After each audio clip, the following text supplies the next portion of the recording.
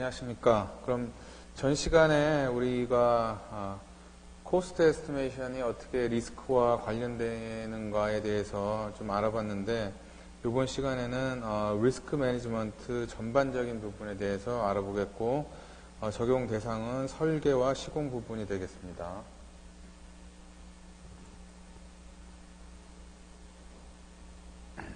한 시간의 세미나로 이루어져 있는데, 오버뷰를 살펴보면은 주요 컨셉, 그리고 우리가 리스크 관리를 할 때 계획을 어떻게 세워야 되는가, 전반적인 리스크 관리 프레임워크에 대한 계획이 되겠습니다. 그리고 어떤 리스크 아이템들이 있는가, 그 리스크 아이템들에 대해서 아이덴티피케이션, 식별하는 순서가 되겠고요. 그 다음에는 리스크 어널리시스가 두 가지 단계로 나눠지는데, 정성적 qualitative 그리고 정량적 리스크 어널리시스를 수행하게 됩니다.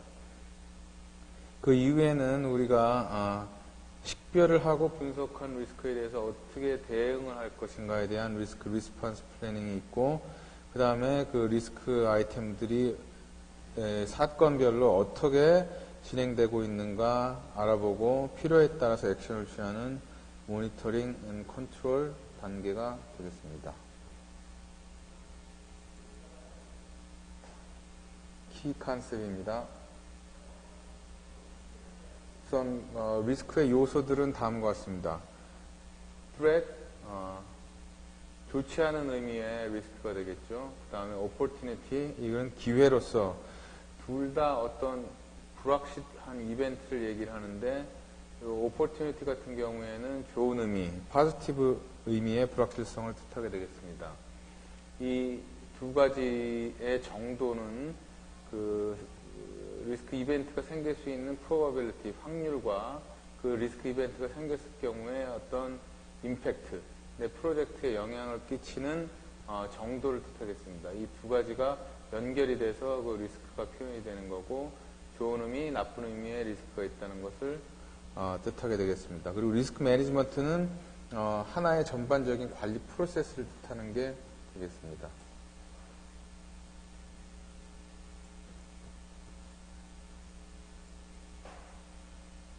자, 리스크는 정의상 uncertainty of a future event that will have an impact to the project.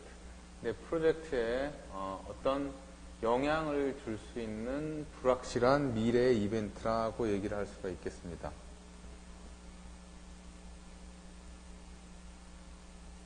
threat은 이전 페이지에 말씀드렸던 것처럼 리스크 아이템인데, 네거티브 임팩트, 프로젝트에 좋지 않은 영향을 주는 리스크라고 말을 할 수가 있겠습니다. 오퍼튜니티는 그 반대의 경우로, 이것도 리스크 아이템인데 좀 더 능동적으로 생각을 해서 프로젝트에 파지티브 임팩트가 줄 수 있는 그런 리스크 아이템이 되겠습니다.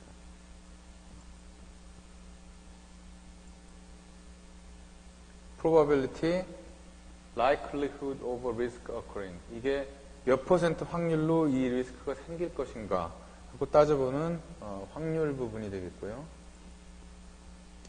임팩트, 프로젝트에 어떤 영향을 주는 건데, 그 영향을 주는 아이템으로서는 우리가 주로 다루고 있는 코스트, 비용적인 측면, 스케줄적인 측면, 공정이 되겠죠. 그리고 스코프,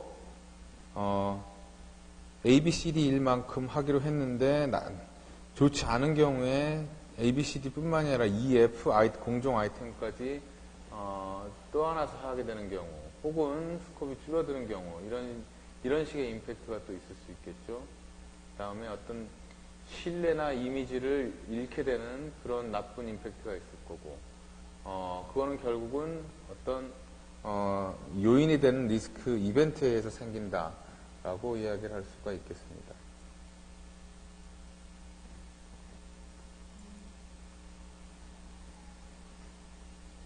퀄리테이티브 그리고 퀀티테이티브, 정성적, 정량적으로 리스크 분석을 할 수가 있을 수 있다고 앞전에 나왔는데요.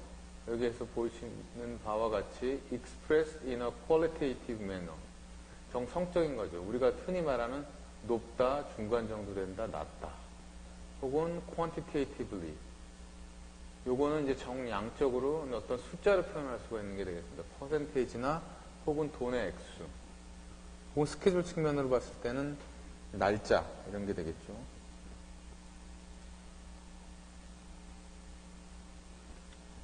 전 시간에 했었던 부분인데, 이 부분 짧게 넘어가겠습니다. 리스크가 코스트 에스티메이팅하고 밀접하게 연결이 됩니다. 코스트 에스티메이트이 과연 무엇인가? 지금 야구 선수 그림이 나오는데요. Estimate is like a strike zone. 다시 말씀드리지만 코스트 에스티메이트는 하나의 우리가 수학 문제를 풀어가지고 숫자 하나를 내는 게 아니라 어느 정도 범위 내에 내가 프로젝트를 맞출 수 있을 것이다 라고 맞추는 어떤 스트라이크 존을 만드는 그런 작업이 되겠습니다. 싱글 포인트가 아니라 어떤 레인지를 가시는 것이고요. 그 acceptable range 안에 우리의 프로젝트 에스티메이트이 들어가면 되는 것입니다. 거꾸로 얘기하면 그 acceptable range를 잘 가지고 있을 수 있어야 한다는 게 코스트 에스티메이팅에서 중요한 게 되겠습니다.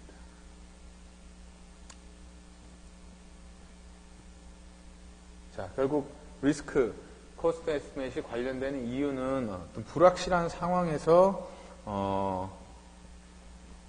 acceptable range, 그 스트라이크 존을 만들어낸다는 의미에서 그 리스크가 결국 코스트 에스티메이팅에 녹아 들어간다는 뜻이 되겠고요. 그래서 estimate is not a number, 넘버가 아니고 모든 프로젝트는 불확실성에 지배되게 되어 있다. 그리고 하나의 프로젝트 에스티메이트는 그 중에 하나의 파서블한 그 아웃컴에 불과한 것이다.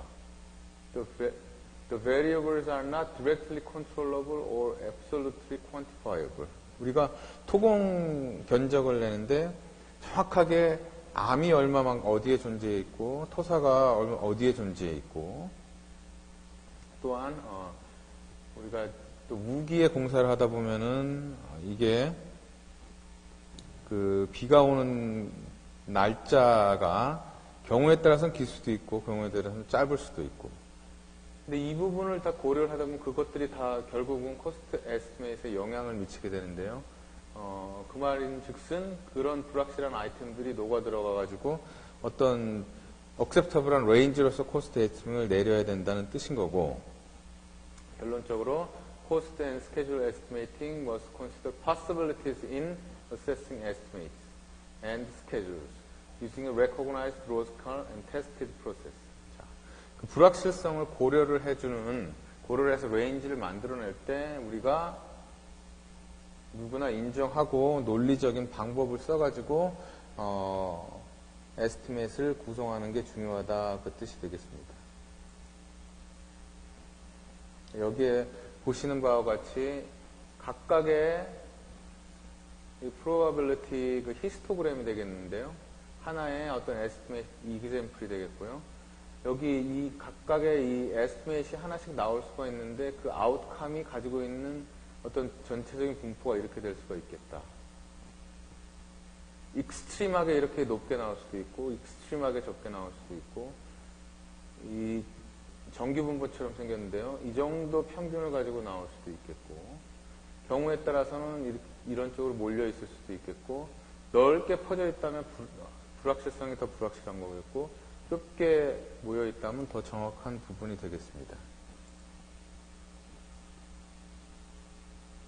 그래서 하나의 그 에스티메이트는 하이, 로우 레인지가 될 수가 있는 것이고 이 부분을 생각해서 예를 들어 43 밀리언을 생각을 해보면 이거보다 낮을 확률은 90%라는 얘기가 되겠습니다.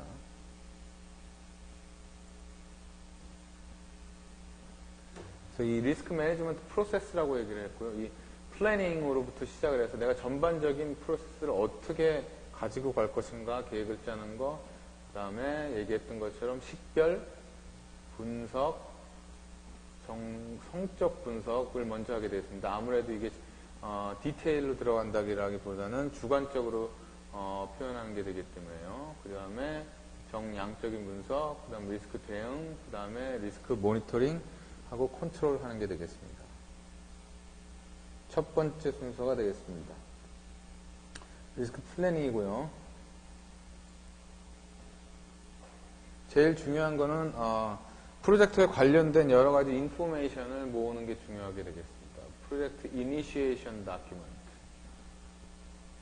디자인 데이터, 그 다음에 기획 데이터, 기본 계획, 기본 설계, 상세 설계 데이터, 프로젝트 매니지먼트를 어떻게 해야 될 것인가, 비용 스케줄에 대한 인포메이션, 스코프에 대한 인포메이션이 중요하겠고요. 누가 참여하는가, 그런 정보가 필요하겠죠. Elements of a risk plan, 스트레이터지, 전략적으로 내 프로젝트에 있어서 어떻게 리스크 매니지먼트를 가져갈 것인가, 어떤 리스크 매니지먼트를 가질 것인가, 조직 하나의 부서를 둘 것인가, 하나의 사람만 둘 것인가, 회사 내에 어떤 시스템을 가지고 프로그램을 운영을 할 것인가, 어떻게 가져갈 것인가 하고 스트레이터지를 짜야 되겠죠. 그 다음에 roles and responsibilities, 누가 어떤 역할을 해줄 것인가. 미국 같은 경우에는 큰 프로젝트의 경우에는 4, 5인의 리스크 매니지먼트 팀이 있어가지고 적재적소에 맞게 필요한 워크숍도 진행을 하게 되고 어널리시스 부분, 모니터링 부분, 아이덴티피케이션 부분을 나눠서 진행하게 됩니다. 버제팅, 이 리스크 매니지먼트를 위해서 전체적인 돈이 들어갈 텐데요.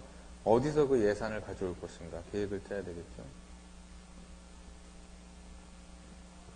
다음에 나오는 것이 우리가 시작 포인트로 가지는 것이 리스크 브레이크다운 스트럭처입니다. 리스크 브레이크다운 스트럭처는 우리가 그 비용 관리, 공정 관리에서 워크 브레이크다운 스트럭처로 시작을 하듯이 프로젝트 전체적으로 봤을 때 어떤 리스크 측면에 있어서 어떤 가지를 만들어낼 수가 있는가, 리스크 조직 체계를 가질 수 있는가 만들어 보는 겁니다. 오르가나이즈드 어프로치가 되겠고, 이는 워크 브레이크다운 스트럭처하고 비슷한데요. 예가 되겠습니다. 내가 프로젝트를 하나 가지고 있습니다. 근데 프로젝트를 이제 브레이크다운으로 이제 쪼개기 시작하는데요. 설계 단계, 설계 부분, 그리고 인바이러먼탈, 환경 관련된 거, 그 다음에 부동산 관련된 거, 경제적인 부분, 공정 관련된 부분, 계약 관련된 부분, 그리고 시공 관련된 부분으로 나눈 다음에 그 안에 있을 수 있는 리스크들을 또다시 조금 더 작은 레벨에서 분별을 해보는 게 되겠습니다. 디자인하는 데 있어서 스태핑 이슈스, 어떤 디자이너들이 들어갈 것인가, 어떻게 퀄리티 컨트롤 측면에서 또 디자인 퀄리티가 좋지 않으면 결국 프로젝트에 배드 임팩트가 있겠죠. 시공으로 가면은 컨트랙터 코디네이션이 어떻게 될 것인가, 여러 숫자의 컨트랙터들이 들어올 수도 있고 공정이 여러 개 있기 때문에. 그 다음에 유틸리티 이슈스, 기존 지정물을 어떻게 해결을 하고 사고 없이 건설할 수 있을 것인가. 자, 그 다음에 우리가 경제적인 측면에서 봤을 때 우리 지금 클래스에서 고민하고 있는 코스트 에스티메이팅 부분, 그 다음에 버짓 펀딩은 어디서 가져올 것인가, 에스컬레이션, 물가 인상에 대한 부분, 환경적인 측면에서 내 프로젝트에 있어서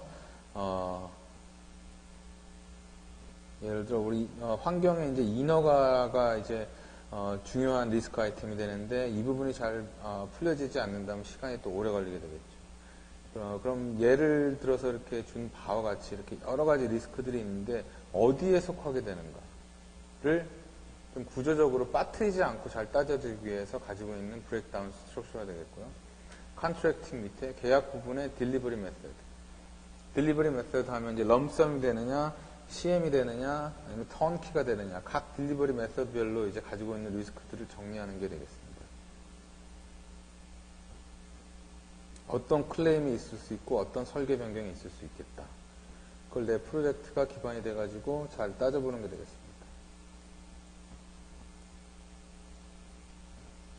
자, 그 리스크 브레이크다운 스트럭처로 시작을 해서 이제 그냥 바로 시작하는 게 아니라 이제 우리가 리스크 브레이크다운 스트럭처에 이제 그동안 해왔던 프로젝트들이 있기 때문에 리스크 아이템들도 많이 있을 것이고 거기서부터 시작을 해서 내 프로젝트에 해당되는 리스크를 고르기 위해서 리스크 아이덴티피케이션이 시작이 되는데요. 그때 누가 과연 리스크 아이덴티피케이션을 할 것이냐. 여럿이 모여서 해야 되겠죠. 아까 잠깐 얘기했던 것처럼 리스크 매니지먼트 팀이 들어가는데 여기 어떤 사람들이 참여할 수 있는가. 프로젝트 매니저, 디자이너, 코스트 에스티메이터, 발주처에서 나온 사람, 건설 매니저, 그 다음에 시공성 전문가, 이런 사람들이 모여서 이 프로젝트는 우리가 들여다보니까 이런 부분에 대해서 리스크를 참 잘 관리를 해야 되겠다. 라고 일을 진행을 하게 됩니다.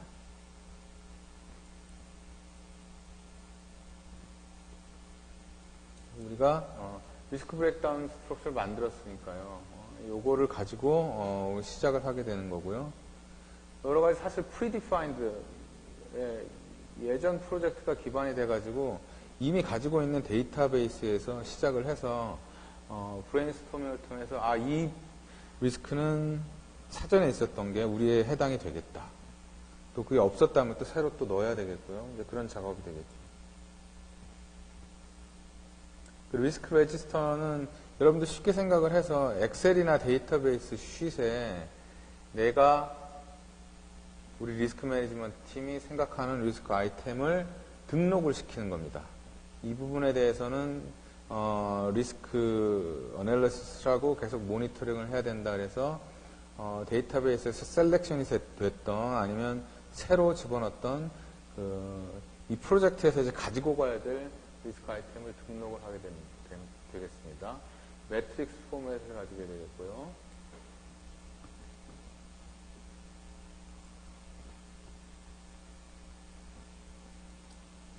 하나의 어떤 엑셀이나 데이터베이스 쉿을 보여주는데 예를 들어서 지금 현재 카테고리 측면에 아까 리스크 브레이크다운 스트럭처에서 이 리스크는 인바이러먼탈 카테고리에 들어가는 리스크다. 타입은 T, 트렛이다. 타이틀은 웨트랜드 미티게이션이라고 했습니다. 그래서 이거는 웨트랜드 여러분 아시는 것처럼 우리 습지 프로젝트를 진행하다 보면 습지를 피해 가야 된다거나 습지에 훼손이 있으면은 다른데 대토를 통해서 또 습지를 마련해야 된다든지 하는 중요한 환경적인 일이 있는데 거기에 해당하는 게 되겠고 디스크립션을 살펴보면 lack of land availability for wetland or habitat restoration. 내가 도로를 내고 있는데 그쪽 부분에 웨트랜드를 침해를 하기 때문에 우리가 그 웨트랜드 리스토레이션을 하기 위해서 그 해당하는 그 보상 대토를 해야 되는데 그게 유용하지 않을 경우 쉽게 구하지 않을 경우 결국은 프로젝트 코스트하고 스케줄에 나쁜 영향을 끼치게 되고 그것은 이제 트래시라는 나쁜 의미의 리스크로서 존재한다는 뜻이 되겠습니다. 그 다음 예로서는 이제 부동산에 해당한 카테고리에 해당하는 리스크 역시 트래시고 우리가 토지를 보상을 하거나 혹은 보상이 쉽게 원활하게 이루어지지 않을 경우에는 강제적으로 또 우리가 점거를 해야 되는 경우가 생기는데 이런 것들이 결국 리스크 아이템으로 자리를 잡게 됩니다. 그래서 우리가 토지 보상 관련해 가지고 스케줄이나 결국 용지 보상비가 많이 올라간다든지 이런 것을 생각을 해보면 그것이 또 매우 중요한 리스크 아이템이 되는 것을 알 수가 있고요. 그 외에 있는 항목들은 트리거, 방아쇠죠. 뭘로 인해서 이 리스크 아이템들이 발현하게 될 것인가. 내 프로젝트의 몇 % 확률로 이게 일어날 것인가. 어떤 임팩트를 줄 것인가. 이 리스크 아이템을 누가 책임을 지고 계속 들여다볼 것인가. 라는 그런 아이템들이 들어가 있습니다.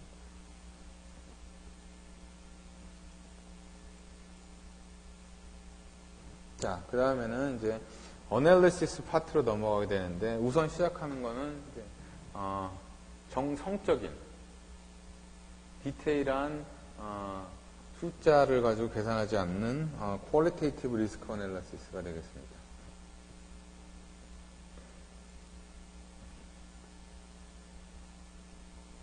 자, 정성적인 거는 아무래도 이제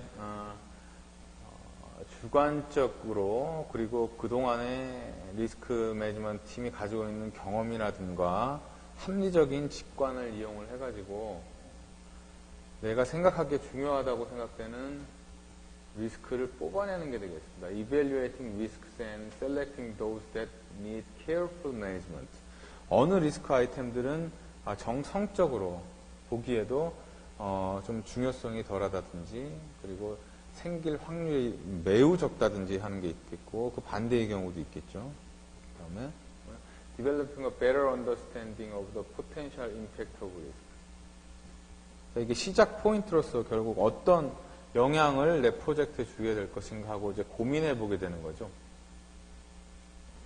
자, 그래서 이제 그거에 대한 리스크에 대한 이해를 하게 되고요.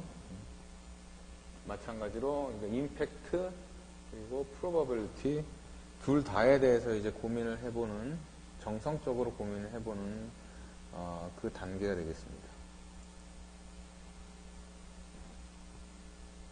뭐 여기 보이는 순차를 통해 가지고 데이터를 콜렉션하고 아이덴티파이하고 크리에이트 리스크 레지스터하고 이밸류에이트 리스크 레지스터를 하고 캐릭터라이즈 임팩트 프로버빌리티 되겠는데 여기 보시는 바와 같이 이 프로세스를 따라 가지고 퀄리테이티브 리스크 애널리시스가 진행이 되겠습니다.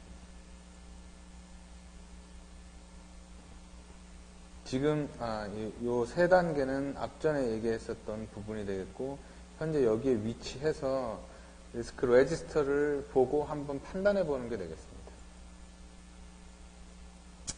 웨팅 리스크. 리스크에 대해서 이제 고민해 본다는 뜻입니다. 끌어안고 이제 고민해 본다는 뜻인데, 자, 이 리스크가 과연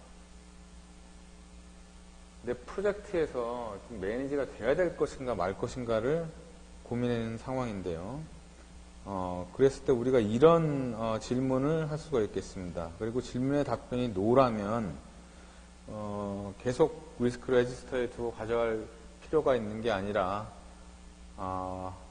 그 리스크 레지스터는 우리가 굳이 관리를 안 해도 되는 리스크 아이템은 굳이 관리를 안 해도 되는 아이템으로 분류가 돼가지고 드랍을 시키는 게 맞겠습니다. 질문은 이게 되겠죠.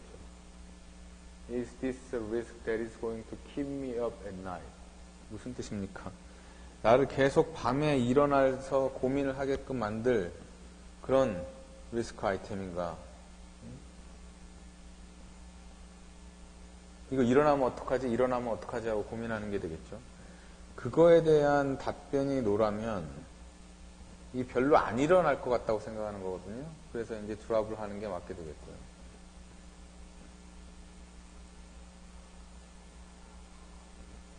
자, 그 다음 단계로 캐릭터라이즈 임팩트하고 프로버빌리티가 되겠습니다.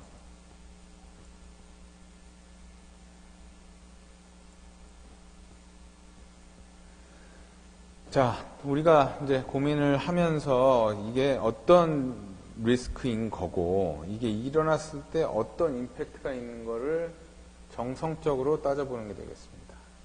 Event description, detailed description concerning the nature of the risk, its trigger, whether it may be a recurring event. 이 리스크가 가지고 있는 본질이 무엇인가, 어떤 사건으로 인해서 일어나는가, 이게 계속 연속적으로도 일어날 수 있는 것인가가 되겠습니다. 임팩트, 내 프로젝트 임팩트에 대한 디스크립션은 detailed description concerning the potential impact of the risk. Most risks can have a pretty broad range in terms of the degree of impact. This range should be discussed in greater detail. 이 임팩트라는 것 자체가 최악의 경우, 최상의 경우, 그리고 most probably 경우에서 굉장히 브로드하게 일어날 수 있기 때문에 그 임팩트 자체에 대해서도 그 임팩트 가지고 있는 브로드 레인지를 고려를 해가지고 디그리 오브 임팩트를 고려를 해야 되겠습니다.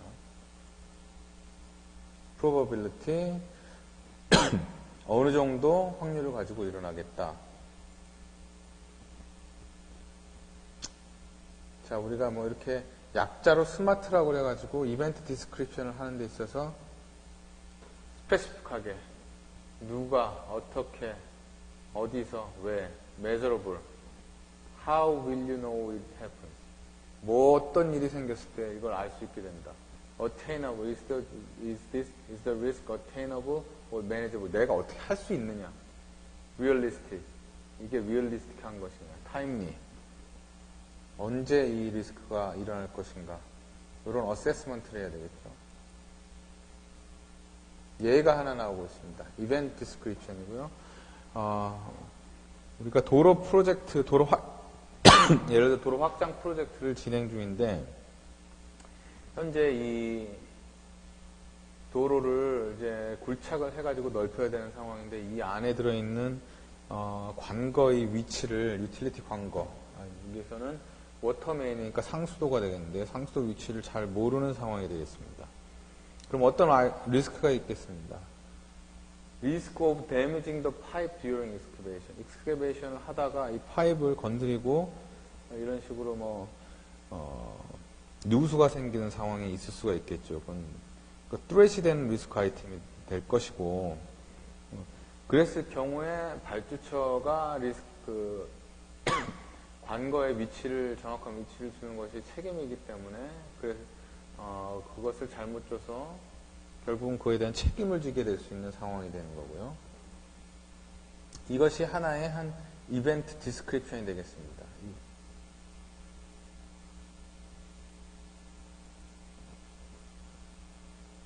그러니까 말씀드린 것처럼 임팩트는 그 리스크 이벤트가 생길 수 있는 프로젝트 영향인데, 이 브로드 레인지를 가지고 생길 수 있기 때문에 여기 보신 것처럼 정성적으로 worst case, best case, most likely case로 나눠서 생각을 해볼 수가 있겠습니다. worst case, 최악의 경우죠. 어떻게까지 최악의 경우가 생길 수가 있겠느냐. best case, 프로젝트 스테이크홀더, 프로젝트 참여자, 관련자 입장에서 어떤 생기긴 생기더라도 뭐가 베스트 케이스가 될 것인가. most likely, 아마도 이렇게 이 리스크가 발현이 된다면 이렇게 될 확률이 제일 크다라고 생각하는 게 되겠습니다.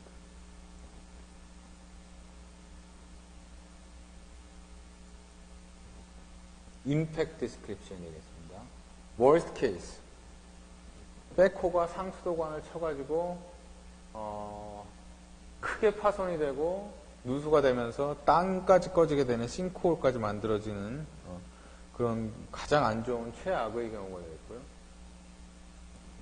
베스트 케이스, 백호가 워터메인 상수도관을 치긴 하는데 마이너 데미지밖에 없고 파손이 돼가지고 물이 새지는 않는 경우가 되겠습니다. most likely, 백호가 이 상수도관을 파손을 하긴 하는데 데미지 자체가 크지 않아서 싱크홀까지 만드는 그런 정도의 누수가 생기진 않고 약간의 누수에 의한 보수에 의해서 공사를 계속 진행할 수 있는 상황이 되는 그런 경우를 most likely로 지금 보고 있는 임팩트 디스크립션이 되겠습니다. probability인데요. 이 부분이 쉽진 않겠죠. 몇 퍼센트 확률을 가지고 어떤 임팩트가 생길 것인가. 이 부분 우리 정성적인 단계에서는 우리가 의존할 수 있는 거는 리스크 매니지먼트 팀의 퍼스널 익스피리언스, lessons learned.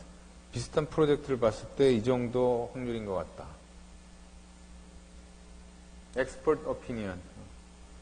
그 부분에 대해서 어떤 지오그래피컬리 많은 지식을 가지고 있는 엑스퍼트, 그런 사람의 오피니언이 또 중요하게 되겠죠. 기존에 보니까 이렇게 잘 몰랐을 경우에는 몇 퍼센트 확률을 가지고 나쁜 이벤트들이 생길 것이다. 이런 부분을 이용을 해서 결국은 우리가 어떤 스케일을 가지고 정성적이라도 척도를 가지고 프로바빌리티를 평가를 해야 됩니다. 뭐 예를 들어 이렇게 될 수가 있겠죠. 90% 이상 확률이다 그러면 very high. 반대로 10% 이하 확률이다 그러면 very low. 중간에 high, medium, low 이런 식으로 해가지고 어떤 스케일, 척도를 정할 수가 있게 되겠습니다.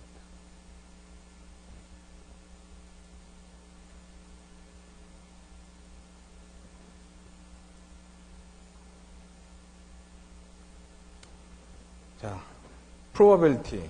If nothing is done to respond to this risk, assume there is a low chance that we will damage the water main.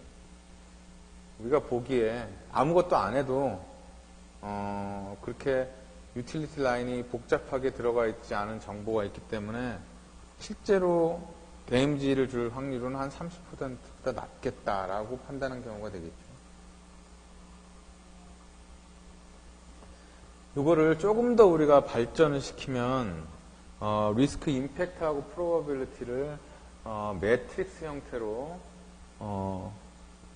X축, Y축으로 따져서 놓고 리스크 전반에 대한 평가를 통해서 랭크를 할 수 있는 그런 방법이 있을 수가 있겠습니다.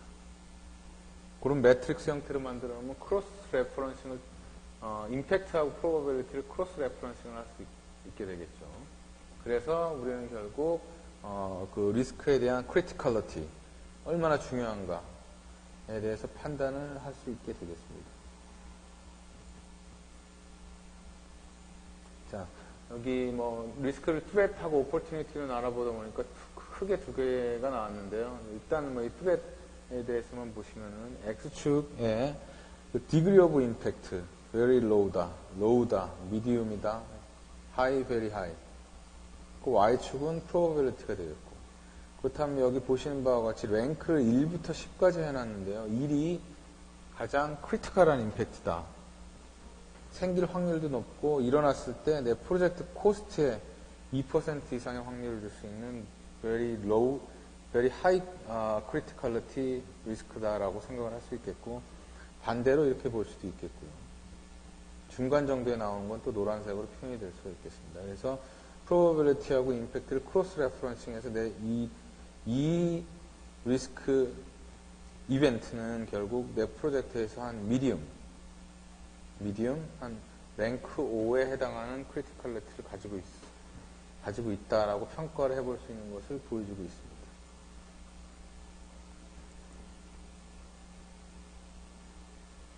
네, 8번 같은 경우에는 degree of impact는 low. 그래서 지금 아까 예로 들은 거는 이 데미지를 줄 확률이 한 30% 되고 그리고 그때 실제적으로 코스트에 영향을 주는 것도 0.5, 1.0% 사이에 있어서 로우에 해당한다라고 보는 게 되겠습니다.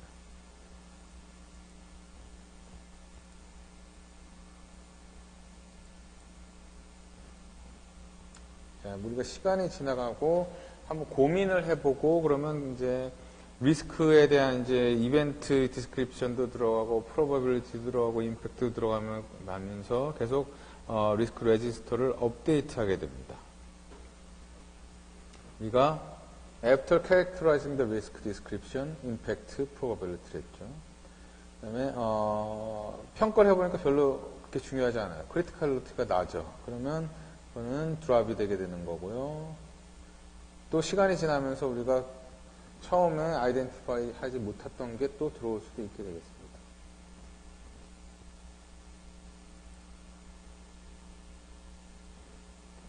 자, 지금 보시는 바와 같이 아까 처음에 이그젬플로 드렸던 environmental wetland mitigation 관련 리스크는 probability는 우리가 medium 50%로 생각을 했고요. impact는 worst case, best case, most likely case가 있는데 우리가 실제적으로 이렇게 랭크를 할 경우에는 여기 보시는 바와 같이 most likely, medium 이거를 impact 아까 보셨던 X축, probability, Y축으로 나눠가지고 랭크를 해서 들어가는 게 되겠습니다.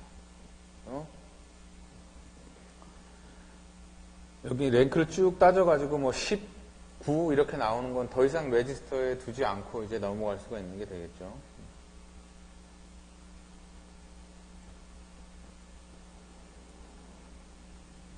그 다음에 좀 정성적으로 우리가 숫자를 가지고 리스크 분석을 해보는 경우가 되겠습니다.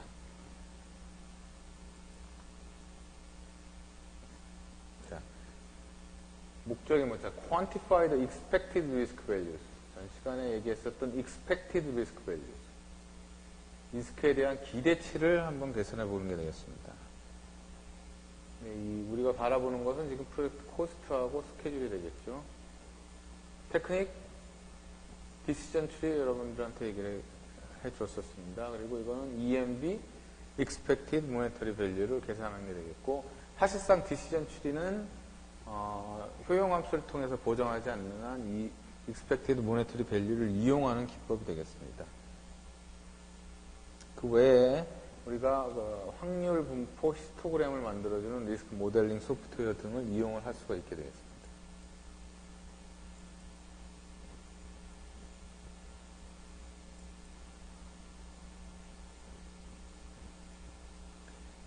지금 현재 이 리스크 에스티메이팅 하는 데 있어서 리스크 베이스드 에스티메이팅 소프트웨어라 그래가지고 이게 이제 미국 워싱턴 DOT에서 만들어져가지고 오픈 소스 누구나 사용할 수 있는 MX 엑셀 프로그램이 되겠는데요.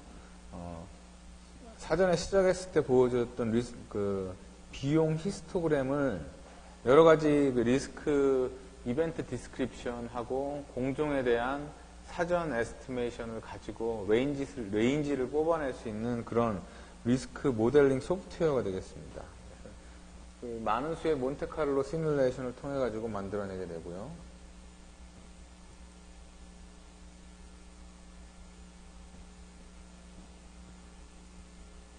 자, 여기서 뭐 간단하게 이 몬테카를로 어널리시스 스텝을 설명해 보면 처음에 레인지를 뽑아냅니다. 어떤 내 공종에 있어서 3 levels of impact for both cost and or schedule. 아까 3 level이라는 게 딴 게 아니라 worst, best, most likely가 되겠습니다. small 어떤 공종에 있어가지고 내가 평가를 하고 있는데 그 공종의 액티비티에 코스트가 있을 텐데 worst, best, most likely로 들어가는 게 되겠죠. 스케줄도 마찬가지 되겠습니다. The probability distribution of each variable expressed as a percentage. 이게 이 세 가지 레벨이 worst, best, most probable 요거를 세 가지 probability로 most probable 50, worst 20, best 30 이런 식으로 2를 만들어주게끔 하는 게 되겠고요. 그 다음에 결국은 그게 이제 랜덤 베리어블이 돼가지고 각 공종에 대해서 수만 회에 걸쳐가지고 시뮬레이션을 해보게 됩니다. 그러면 A 공종이 이런 디스트리뷰션을 가지고 B 공종이 이런 디스트리뷰션을 가진다면 한 번 시뮬레이션 했을 때 여기 걸릴 수 있고 여기 걸릴 수가 있습니다. 그럼 이게 코스트 같은 경우 이거 2개 더해줘야 되니까요. 그 다음 시뮬레이션 했을 땐 여기 걸리고 또 여기 걸릴 수도 있습니다. 이걸 또 더해주는 게 되겠죠. 이걸 수만 번을 하다 보면 결국 A 플러스 B는 아마도 이런 식으로 나올 텐데요. 이런 디스트리뷰션을 가지고 전체적인 프로젝트 코스트는 결국 A, B, C, D, E, F에서 수많은 것이 더해지는 게 되겠으니까요. 프로젝트 에스티밋을 진행을 하는 게 되겠습니다.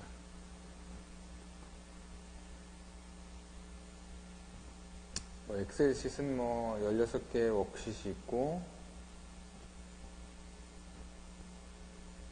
프로젝트 데이터를 넣고 처음에 평가를 했을 때 리스크를 고려를 해서 평가를 했을 때 그 리스크 데이터를 놓고 한번 돌려보고 그 다음에 우리가 뭔가 그 리스크를 없애려고 하는 스트래티지가 생기겠죠. 그 지작물 조사를 더 해본다든지 혹은 우리가 예를 들어 리스크를 트랜스퍼를 해가지고 컨트랙터한테 책임을 지게끔 하는 경우도 있겠고요. 물론 거기 더 들어가는 돈은 있겠죠. 그렇게 되면 이제 미티게이션이 된 건데요. 뭔가 좀 더 나아진 상황이 되는 거고, 그랬을 때 리스크 데이터를 넣고 다시 모델을 러닝하는 게 되겠습니다. 두 가지가 나오는데요. 하나의 이벤트에 대해만 지금 삼각형 분포를 보여줬었는데, 이렇게 수많은 이제 공정들에 대해서 평가를 한번 이렇게 해보고, 또 다시 해보니까, 요거는 말씀드린 대로 파란색. 파란색은 프리미티게이티드. 코스트가 좀 컸었는데, 미티게이션, 여러 가지 액티비티를 통해가지고 왼쪽으로 시프트 한 게 되겠죠. 좀 더 코스트가 낮게 나오는 게 되겠죠. 여기 이 이그젬플은 컨스트럭션 베이식 해가지고 요거는 스케줄 관련된 리스크였었습니다. 뭐 비슷하게 생각하면 되겠죠. 더 크면은 아무래도 더 늦는 거니까. 코스트 측면에서도 뭐 비슷한 이렇게 아웃풋을 만들어낼 수가 있는 거고요.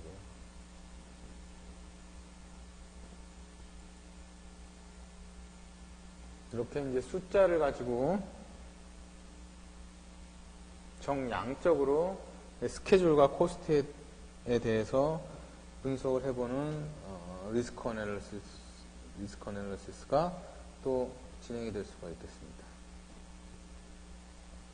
다음 리스크 리스폰스 플래닝이 되겠습니다. 뭐가 이제 아이덴티파이 하고 그 경중을 따져봤으니까 그에 대한 대응을 세워야 되겠죠.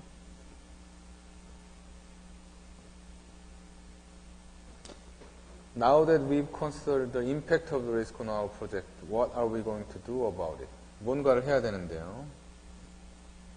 우리가 이 뚜렛은 줄여야 될 것이고 좋은 리스크 오포티니티는 늘려야 될 것입니다.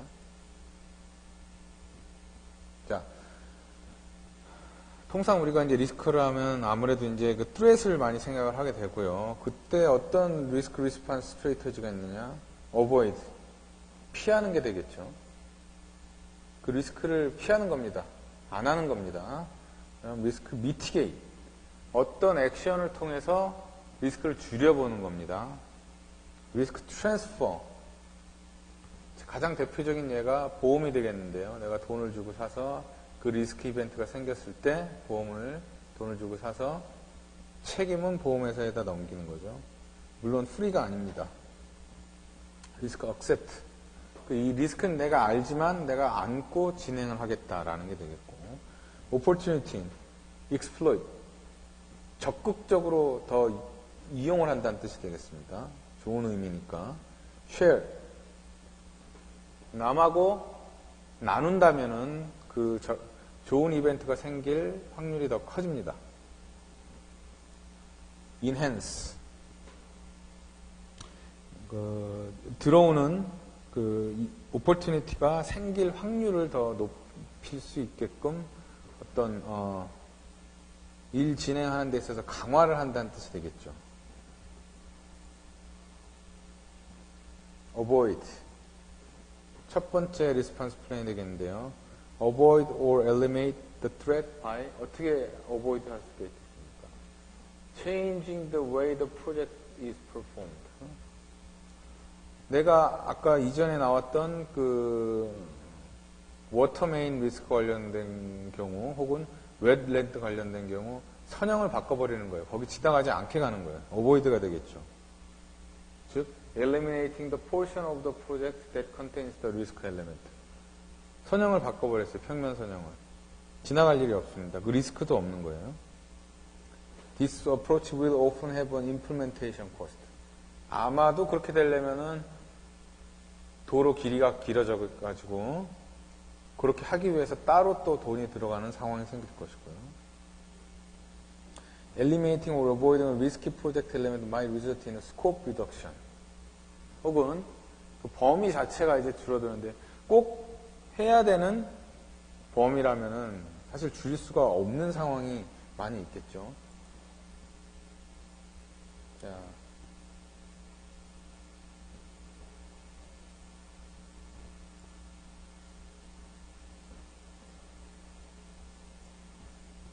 이 얘 같은 경우에 어떻게 이 리스크가 피할 수가 있겠습니까? Change the design, 선형을 바꾼 겁니다. 디깅 존을 지나가지 않게끔. 근데 이거는 뭐 더 돌아가야 되는 상황이 나오면 유저 입장에서 좋지 않으니까 퍼포먼스가 낮게 나오는 경우가 되겠고, 미티게이트, 뭔가 줄여보는 겁니다. 그 리스크가 생길 확률을. Take positive action to reduce the impact or probability of a threat. mitigation, 뭔가 열심히 해본다는 뜻이죠. Usually requires a positive action and has a cost and often affect the schedule. 돈이 들어가고 시간이 좀 더 들 수도 있습니다. Mitigation can be a very effective strategy. It's often better than do nothing approach. 당연히 do nothing보다 좋은 옵션이 될 수 있다. 이 상황에서 어떤 예를 들 수가 있을까요?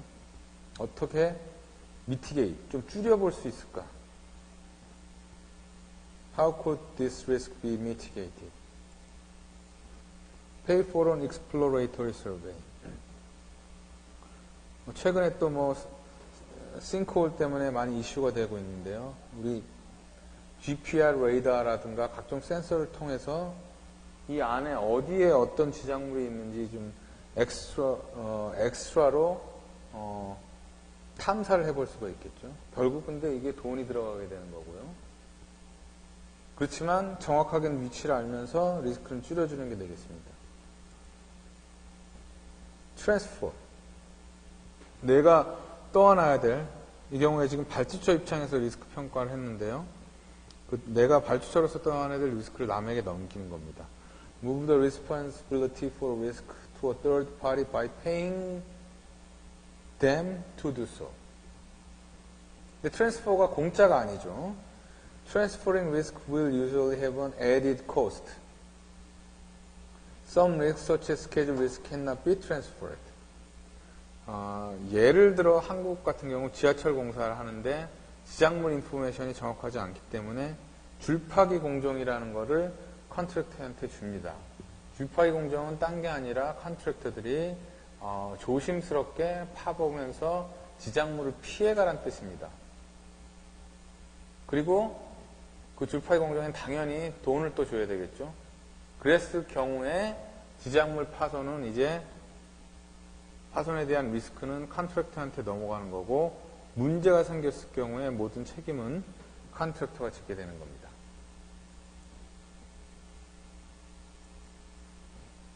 How could this risk be transferred? Require the contractor to be responsible for dealing with the problem. 말씀드렸던 것과 같이 여러 가지 방법이 있겠는데요.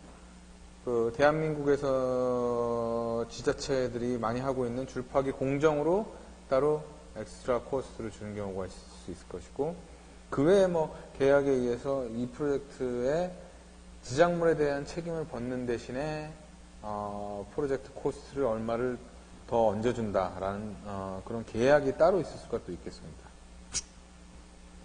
This will increase the contractor's bid but eliminate the risk. Keep in mind though, if the risk still occurs, the project will still be delayed. 비용적인 책임은 컨트랙터한테 떠넘길 수 있더라도 스케줄 측면에서 발주처가 빨리 진행을 해서 공기를 맞춰야 되는데 그렇게 못해서 질 수 있는 리스크는 가지고 있다는 뜻이죠.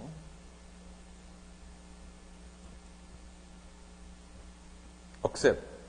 이도저도 아니고 내가 이 리스크를 안고 간다는 게 되겠습니다. 줄이기 위해서, 미티게이트 하기 위해서 노력하는 것도 아니고, 디자인을 바꾸는 어보이드도 아니고, 컨트랙터한테 떠넘기는 트랜스퍼도 아니고, 내가 가져가는 거죠. 근데 가져가는 방법도 두 가지가 있겠습니다. 액티브 억셉턴스가 있고 패시브 억셉턴스가 있는데, 액티브 억셉턴스는 you take the residual expected value of the remaining risk. 하나의 구자에 이게 생겼을 경우에, 혹시 생겼을 경우에 내가 바로 페이할 수 있게끔 구자를 가지고 가는 겁니다. 예비비가 되겠죠. 패시브 억셉턴스.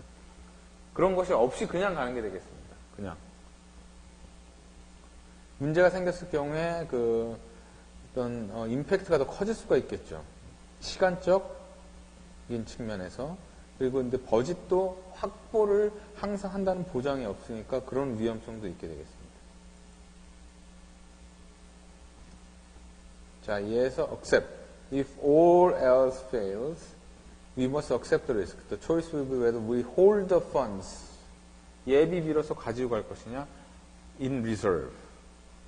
이벤트가 생기지 않았을 경우에는 그거는 버짓 나왔던 대로 귀속이 되는 거겠죠.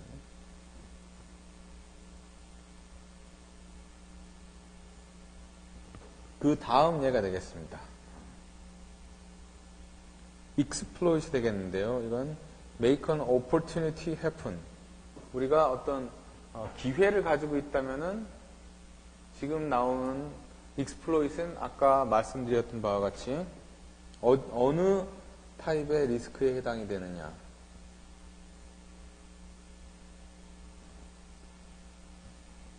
좋은 opportunity 타입 리스크에 해당이 되겠죠.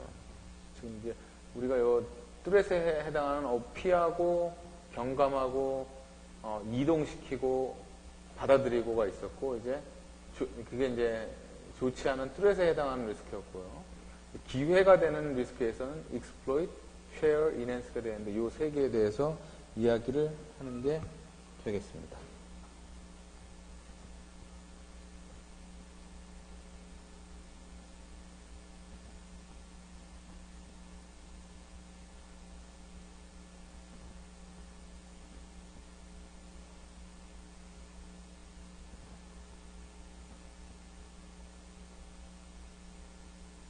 자, 이 opportunity가 일어나게끔 만드는 게 되겠습니다. exploit.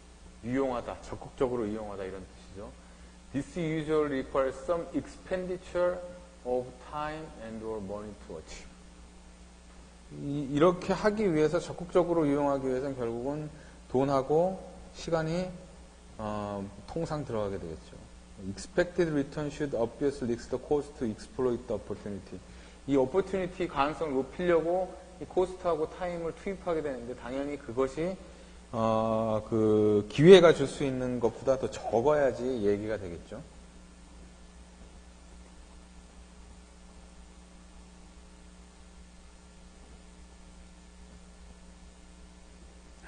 자, 여러분들이 이제 LEED 이게 친환경 인증을 뜻하는데요. 이게 Leadership in Energy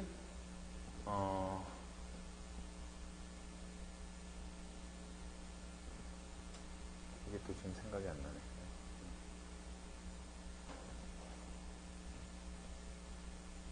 나네. Leadership in Energy and Environmentally Friendly Design 이런 개념이 되겠습니다. 그러니까 에너지 세이빙이 되고 환경적으로 피해를 많이 안 주는 친환경 건축 디자인이 되겠고요. 거기에서 우리 친환경 골드 레이팅을 받으면 프로젝트가 이제 환경부에서부터 3 밀리언, 30억 정도 상금을 받을 수가 있게 되겠습니다. 어떻게 그것이 해픈할 수 있게끔 exploit 할 수 있겠느냐? How do we exploit this opportunity? 예를 들어, if we spend 300K, 3억을 더 써가지고 원래 디자인에는 이런 것들이 없었는데 여기 보는 바와 같이 지붕에 그린 루프를 만들어요. 그래서 이거는 그 그린 루프는 친환경 인증에 점수를 많이 주기 때문에 이게 골드 레이팅을 받을 확률을 높일 것이다. 적극적으로 노력을 해서. 여러분 근데 여기 아까 나온 얘기처럼 3 밀리언이 상금인데 우리가 이 스펜딩 하는 게 더 크면 안 되겠죠.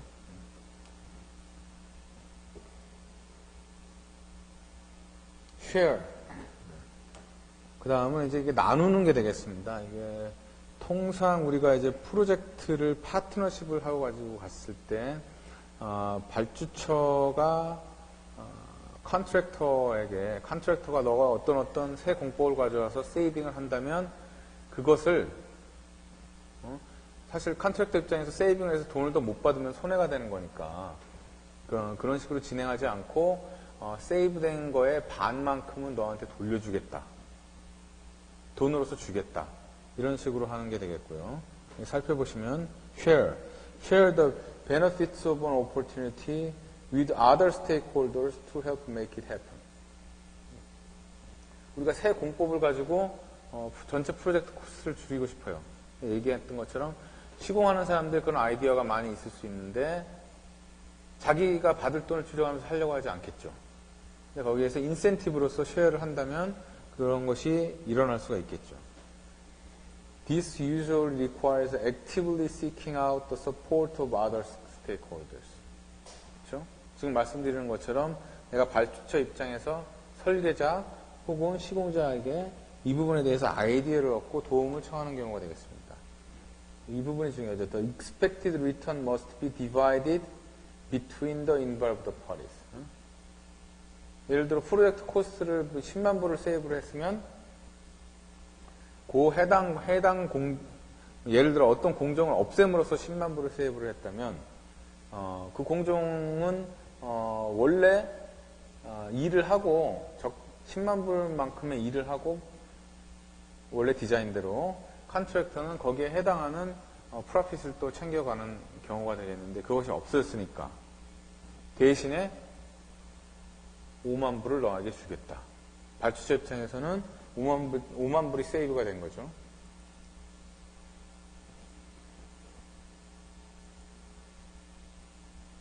Share. If we can earn a LEED Gold rating, 친환경 골드 레이팅을 얻게 된다면 3 million 얻게 되는 건 마찬가지요. How do we find a way to make this happen by sharing with others? 이걸 어떻게 나눌 수가 있을까요? 이 경우에 we provide a 1 million incentive to the contractor if he can help us find a way to achieve a gold rating. 지금 같은 경우에는 제가 좀 전에 얘를 인센티브 레이팅을 이제 반반씩 나누는 경우 되겠는데 그건 아니고 3분의 1을 이 컨트랙터가 네가 그걸 가지고 온다면 주겠다라고 해서 좋은 의미의 오퍼튜니티를 쉐어를 하는 경우가 되겠습니다.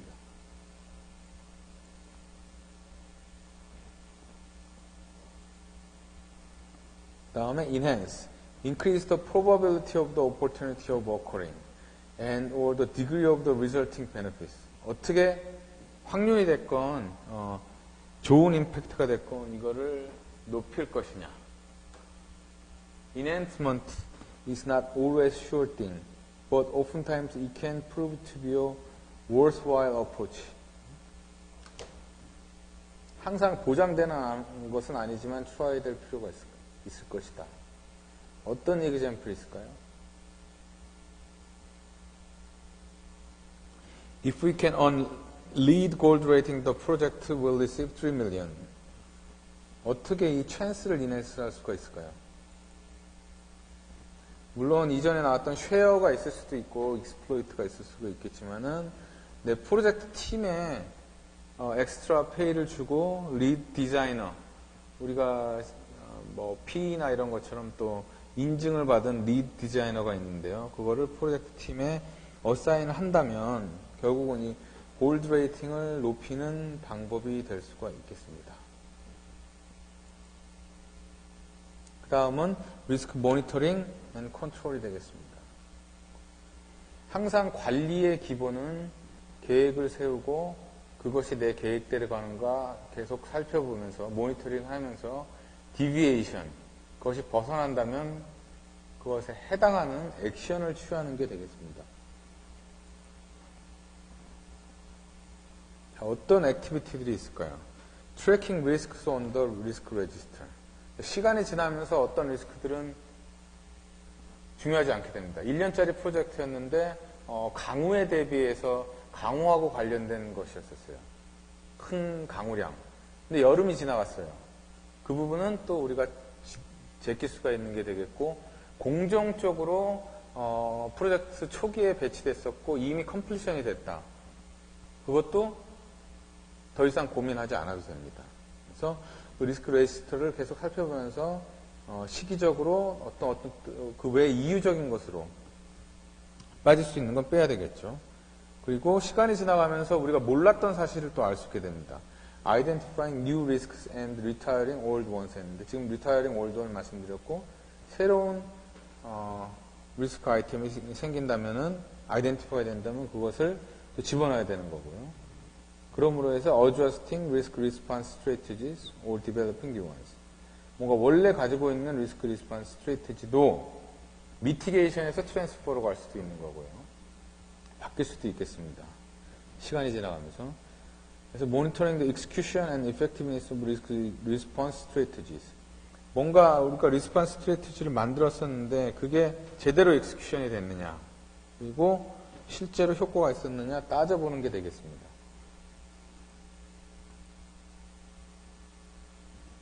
리스크 모니터링. Who is the owner of the risk? 그게 bad event라고 생각을 하면 생겼을 때 누가 책임을 질 것이냐. 누가 모니터링을 하는데 책임이 있느냐. 주로 이제 태스크 매니저가 하게 되겠죠. 그다음에 Identify the nature and frequency which the task manager for each risk will report to the project manager. 그래서 이 그 관련 리스크에 대해서 특징이라든지 빈도 요거를 태스크 매니저는 또 전체 프로젝트 매니저한테 보고를 해야 되겠고요.